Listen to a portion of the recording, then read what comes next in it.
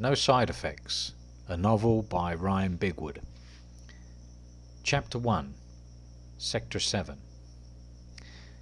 The city was a brilliant white. At least that's how it appeared on the visual register, but to anyone who spent time there its true colour was beige, white with a hint of bland. It wasn't unpretty, but it lacked feeling. The great dome shielded the inhabitants from the negative weather, but also dissipated any sun's rays to an obscured warmth. The whole city had a kind of plastic serenity that seemed to drape over it. No one could say it wasn't peaceful, well-tended, orderly. The great parks were nicely interspaced between the tall, ergonomically shaped structures, and not a leaf was seen out of place. Pathways flowed through the parks just as smoothly as the rivers and streams. Still, there was a perceptible oddness about the place. Something not quite natural, like looking at a perfectly symmetrical face. It should have been paradise, but real life was an endangered species. It had been a slow day. The servers were running smoothly. There were no labour shortages, and the maintenance departments were for once amazingly on time. It gave Harold no satisfaction. He had skulked around the office all day trying to look busy by pulling out files and pretending to analyse them. He had made several journeys to the water cooler and tried to engage several colleagues in conversation. He sat down. He got up and walked about a bit. He made several beleaguered calls to other departments in the hope of inventing work for himself to stave off the boredom. By mid-afternoon he could feel his anxiety beginning to kick in. Things are too good. Was yesterday the same as today? What if there's a problem and no one wants to say? What if there are lots of problems and no one has the stomach to tell me? What if they don't want to tell me because they think I cannot handle it? He paused deliberately and focused on his breathing, trying to calm down. He looked at his watch.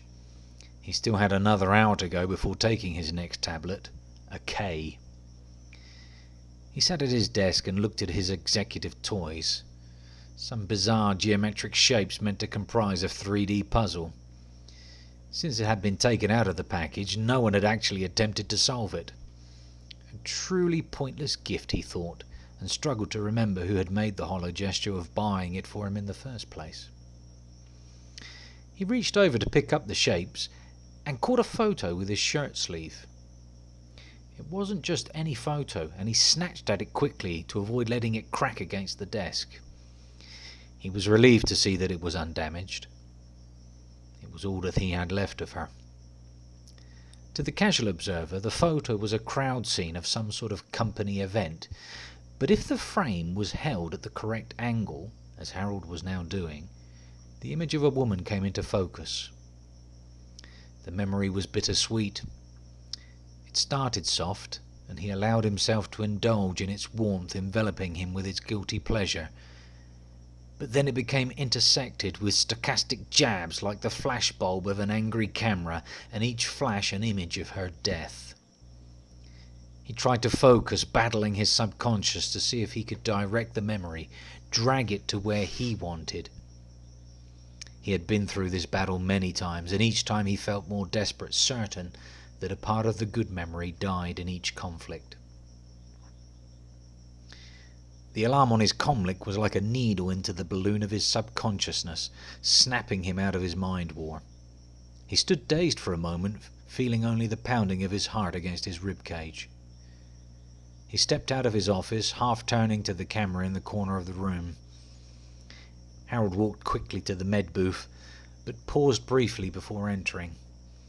He reproached himself for hesitating, for he knew how it would be interpreted and what the possible consequences might be. "Hello, Doctor." A calm, toneless voice responded. "Good afternoon, Harold. Are you well?" "Yes, Doctor. How can I—" The voice cut in implacably. "Your pulse was slightly erratic, you know. Are you sure you are well?" "No side effects, Doctor. Just a quiet day. Gave my mind too much of an opportunity to daydream.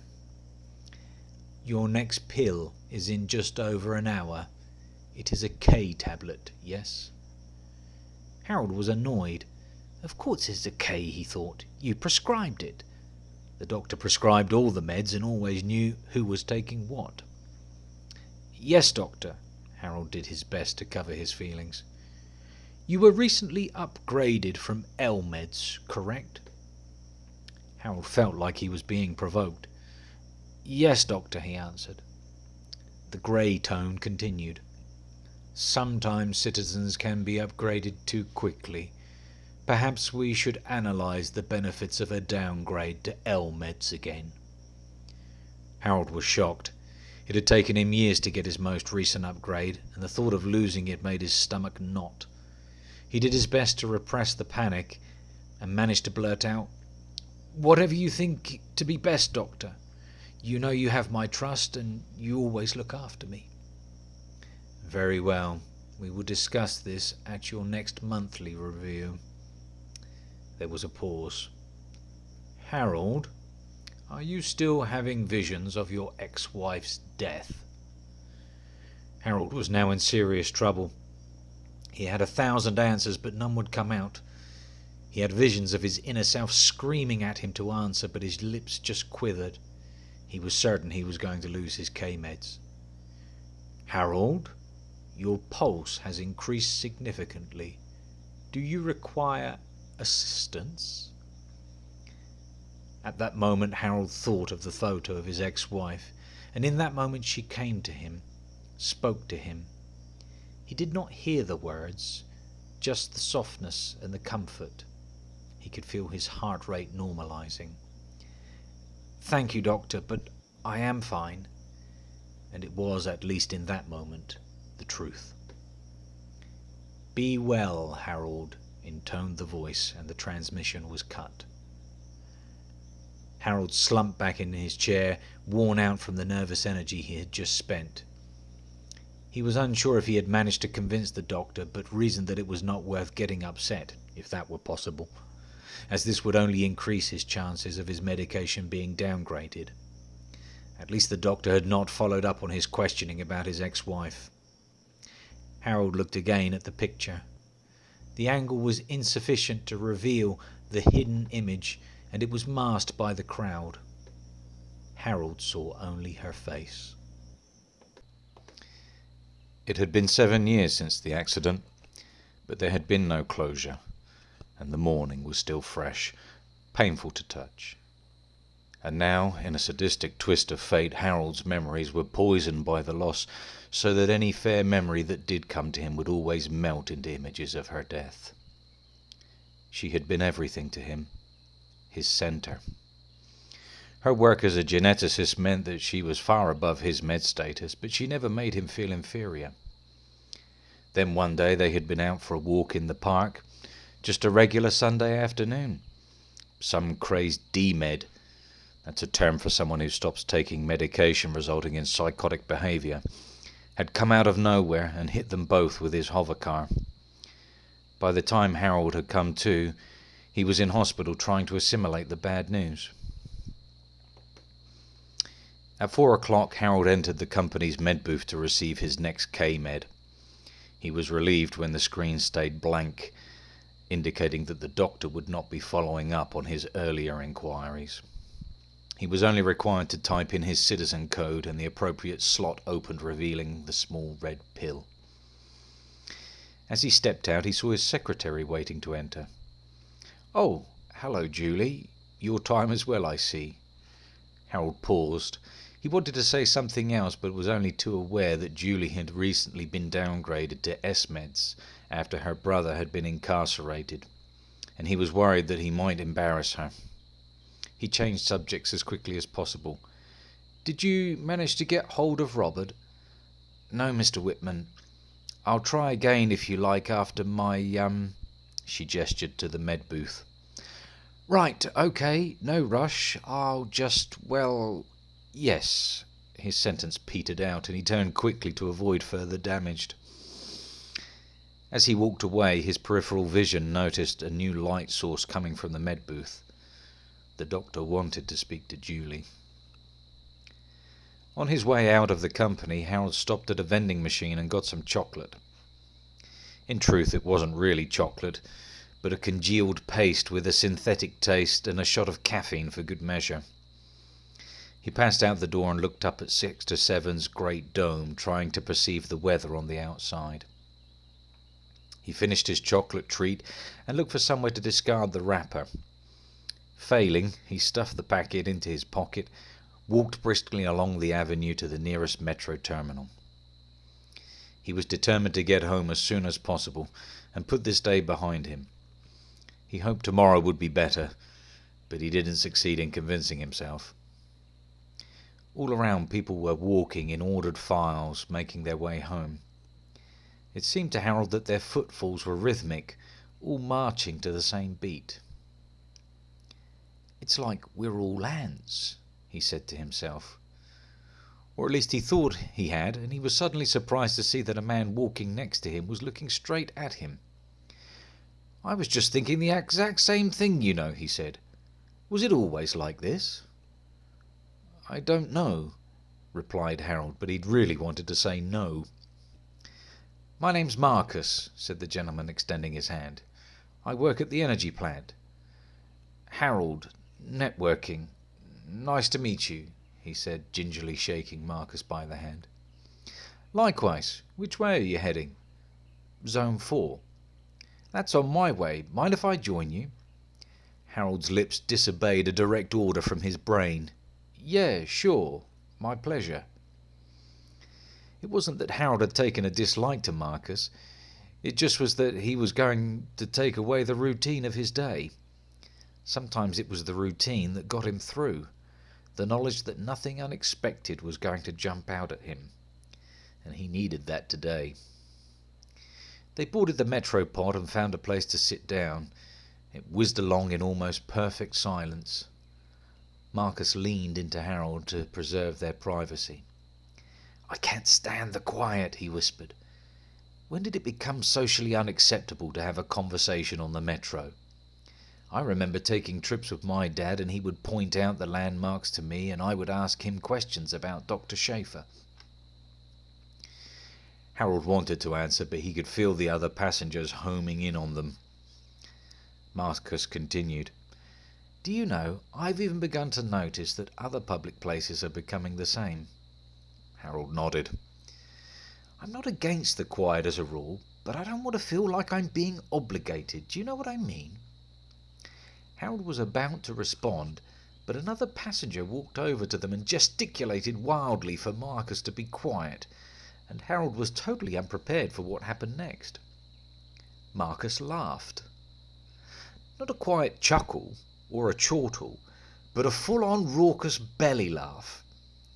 The other passenger stared in disbelief, caught between outrage and embarrassment at now being the focus of attention.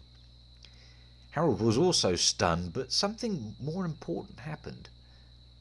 The sound of Marcus' laughter stirred something deep inside him.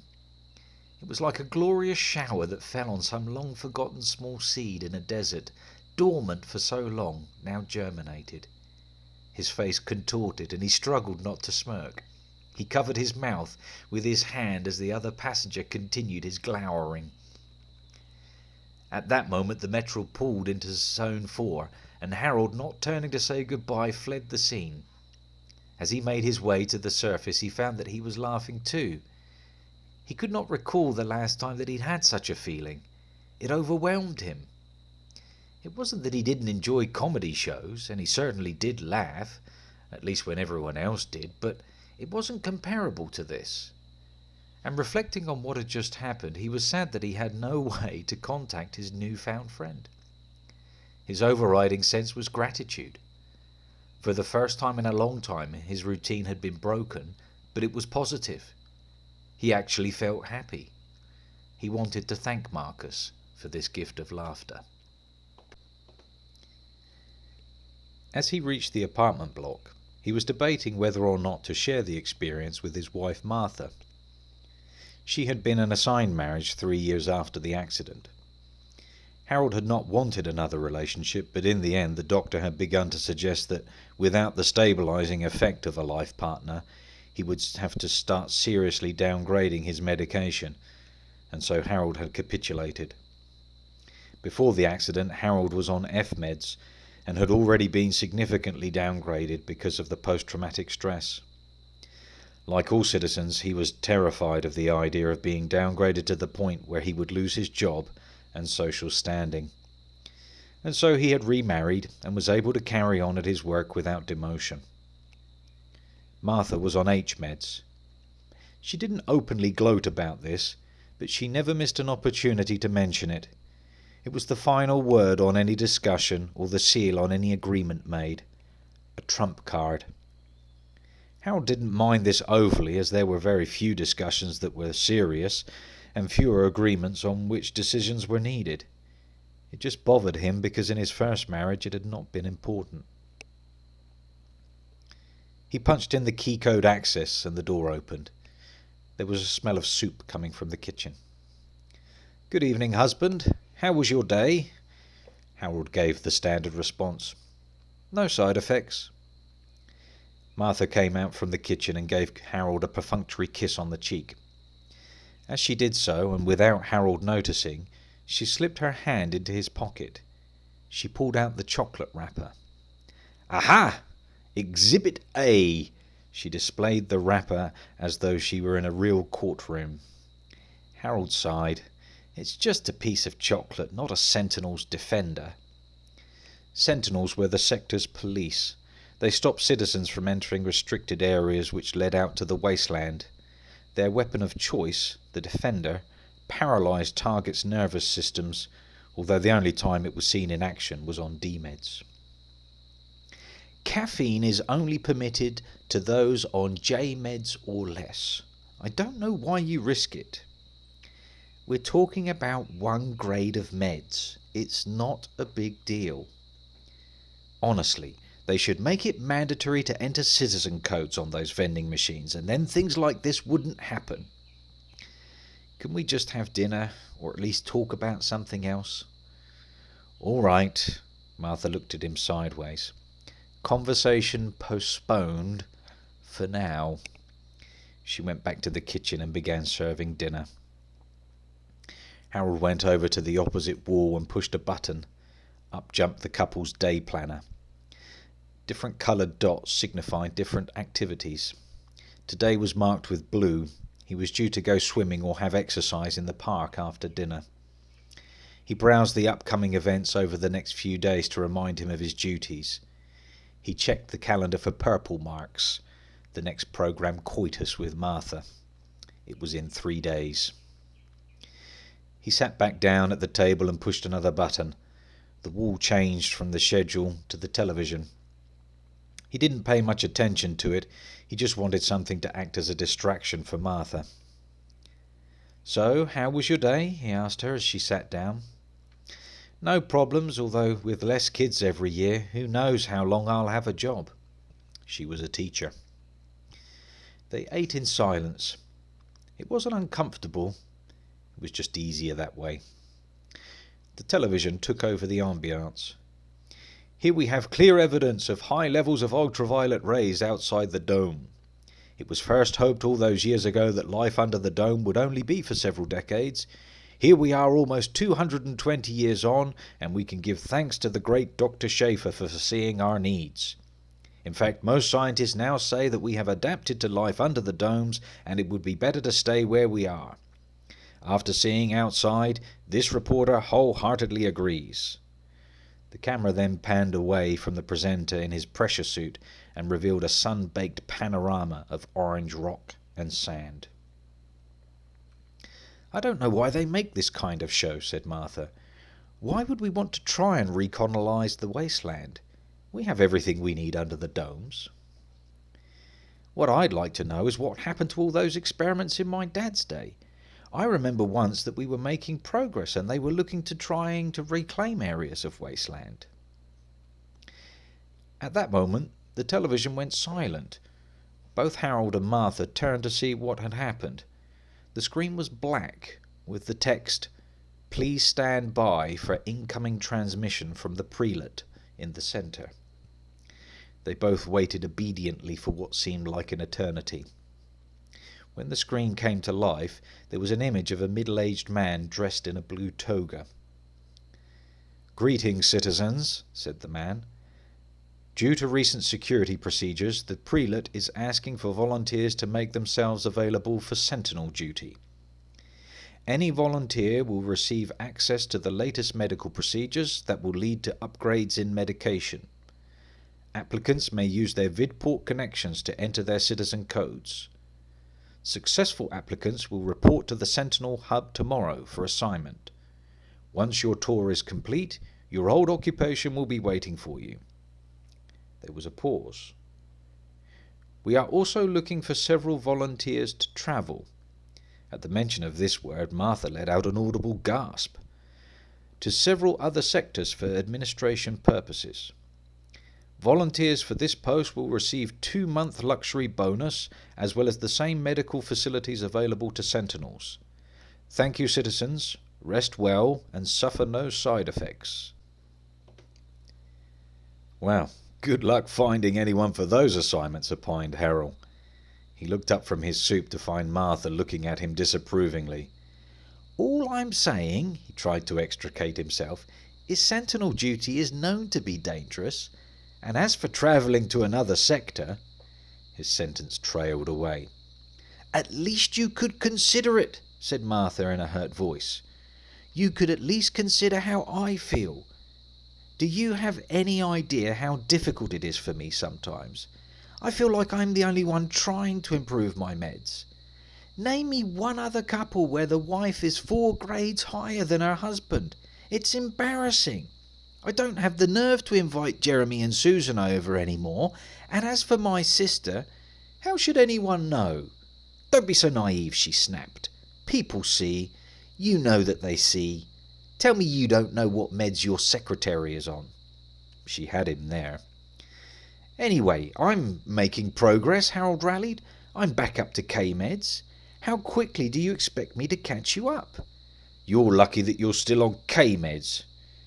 She stopped and went quiet, realizing that she had gone too far. "What do you mean?" asked Harold. "I just mean that volunteering could help us. I can't bear to see how some of our friends look at us. If you volunteered, it would take the pressure off. We could afford to be a bit more social." Harold stayed silent. He wasn't certain that this was what she had really meant, and wondered what information she had access to prompt such a comment. In any case, anyone who volunteered for sentinel duty didn't really gain extra acceptance, as anyone who could improve their meds the regular way considered it cheating. Worse than that, many of the volunteers were never seen again. He got up and took his dishes to the washer. Martha followed him. After his medication, Harold got changed and went out for his exercise. His wristwatch emitted a small beam indicating the direction he was to take around the park. He dutifully followed. At least while exercises, he could let his mind wander. It was therapeutic for him. Was he being selfish? He did love Martha, in a way.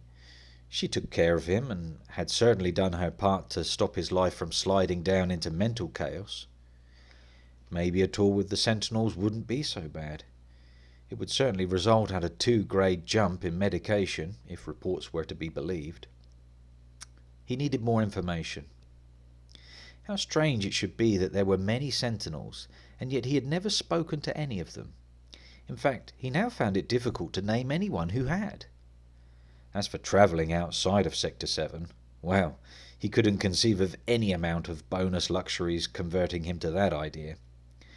Not only did most citizens have an intense fear of flying, but the idea of being confined for several hours in a small space with only a shell to protect you from the UV rays and the wasteland outside was mortifying. It didn't bear thinking about. At that moment, someone came jogging toward him on the opposite trajectory. He recognized the man but couldn't place him. The face was definitely familiar, but combined with the tracksuit it didn't seem to fit. He was now only 20 paces from him, and suddenly it struck him. It was the other passenger from the metro earlier today, the one who had been so indignant towards him and Marcus. His recognition of the man triggered a recall of the laughter, and he could feel his face breaking into a smile at the memory. It became apparent at this point that the man also recalled Harold, and his face also contorted, although his expression could hardly be considered joyful. Harold decided to take evasive manoeuvres, turned sharply to the left to avoid the other man, leaving him seemingly shocked to have been so misfortunate to have a repeat occurrence of his bad experience. As Harold headed with all speed for home, a wicked thought entered him. They'll be downgrading his meds tomorrow. And he burst out laughing, and his laughter melted all his cares away, if only for that moment. As he got home, he began to dissect the events of the day and their apparent profundity, at least on him. Why should it be that one moment of laughter should matter so much? It seemed to him that it was a splash of colour in his otherwise beige world. That thought both delighted and disturbed. Was this to be regarded as a highlight of his life? Didn't he used to laugh like that when he was younger? Although he couldn't quite grab a specific memory, his core being told him that he did. He entered the apartment again, and he was so wrapped up in his thoughts that he ghosted past Martha and slumped into a recliner. "You could at least pretend to notice me," she quipped. "What? Oh, sorry." Martha pulled up a chair next to him. "Are you okay?" she asked. "No side effects," was the instant response. "Look." She reached out for his hand. "I'm sorry if I got on your case about volunteering. I didn't mean to make you feel under pressure. The last thing I want for us is to be strangers under the same roof. Can I ask you something?" The tone of Harold's voice made Martha sit up in anticipation. "Of course." "Can you remember the last time you really laughed?" Harold studied Martha's face to see how she might respond. She was about to reply that it was a ridiculous question, but could see from his face that the question was made in sincere earnest. "That's easy. Last night I was watching the new sitcom on Channel 9. It was most amusing." "Did you laugh out loud?" "Harold!" "Please, Martha. It's important for me." "Well, not out loud as such. Like I said, it was amusing." "Okay." He breathed deeply and tried again. "So do you remember the last time? Not just amused, but really laughing. You know, holding your sides because it hurts or rolling on the floor uncontrollably. Now you're just being stupid." She had the tone of a school teacher addressing a naughty child. "Why should I ever do that? Make a spectacle out of myself?" Harold made the decision at this point he would not be relating the rest of his story, and tried to cover his tracks. "I'm sorry," he said. "Sometimes I just get strange thoughts rolling around in my head when I go out jogging. Just an itch that needed scratching, so to speak." She looked at him recognizably unconvinced. "And you wonder why I want you to volunteer," she chastised. "I'm going to bed. Perhaps you'll let the idea of volunteering roll around in your head instead of this... She struggled for the right adjective. "Nonsense," she threw at him weakly. She turned, and Harold was left alone. And alone he felt. He had a need to share his experience, but it was evident that trying to include Martha had been futile. He was about to get up and follow Martha to bed when a small voice inside him willed him to try and relive his experience that day. He focused his mind on the strange meeting and steered his mind to follow the path they had taken together. What was it that had been so funny? What was the catalyst? His mind centred on the other passenger's indignation and wild gestures, and the memory seemed to have lost none of its potency. However, even as he began to smile, another image transposed over the top. She was laughing. He couldn't make out why, although she was pointing at him. Then he could see in his mind's eye that his clothes were covered in cake, and he had icing on his face and fingers. Suddenly it came to him. It was their anniversary. He had wanted to surprise her, but was so loaded down with presents, flowers and cake that he had literally fallen through the door and flattened the whole kit and caboodle. One of the presents had jabbed him in the ribs, and this only served to add to the comedy as he pranced around trying to walk off the pain whilst joining in with the hilarity of it. And then, as soon as it had come, it was gone. Although he was saddened by the memory's passing, joy filled his heart with the knowledge that for the first time since he had lost her, he had experienced a memory of Erin that brought no pain.